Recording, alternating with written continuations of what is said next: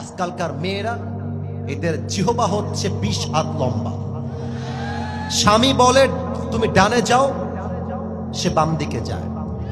স্বামী বলে বোরকা পরো, সেই মেয়েটা টিকটকে নেচে বেড়ায়। এটা কিসের আদর্শ? ফাতেমাকে দেখেন, স্বামী বলবে ইয়েস, ফাতেমা বলেছে ইয়েস। আলী বলেছে নো, ফাতেমা বলেছে নো।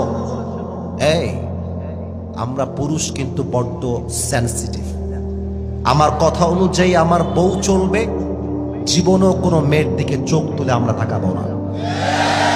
আমার বউ বলবে তোমাকে আমি গুনি না, আমি বলবো তোমার জন্য একটা বিয়ে জায়েজ, আমার জন্য 4টা বিয়ে জায়েজ, যাও মিয়া এখান থেকে। আরে বাপ রে বাপ, আপনার বউ আপনাকে এক আঙ্গুল দেখাইলে আপনি বৃদ্ধাঙ্গুলি দেখাই দিবেন, বলবেন তুমি যদি স্বামীর বাড়িতে এসে স্বামীর কথা সহ্য করতে না পারো, তোমার মতো মেয়ে ডিভোর্স ছাড়া আর কিছু হওয়ার যোগ্যতা রাখে না পঞ্চগড়ের মা।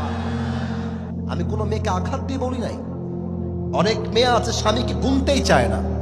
অনেক মেয়ের স্বামী থাকে বিদেশে, মাথার ঘাম পায়ে ফেলে টাকা পাঠায়, আর সেই টাকা দিয়ে বউ আর এক পুরুষের সঙ্গে ইমোর মধ্যে পরকিয়া করে বেড়া হয়।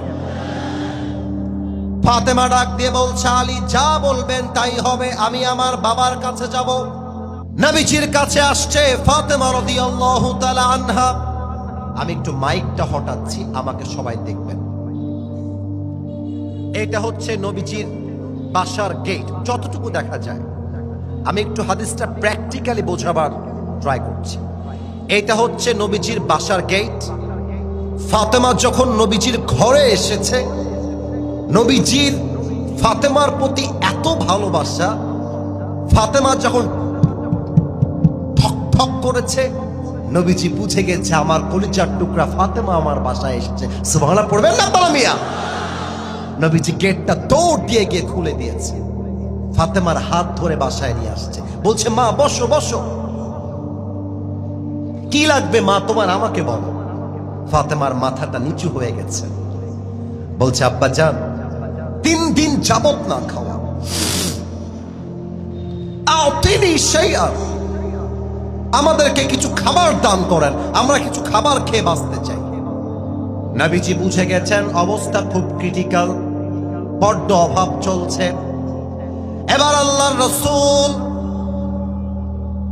ফাতেমা রাদিয়াল্লাহু তাআলা আনহার ধৈর্যের পরীক্ষা নেওয়া শুরু করেছেন।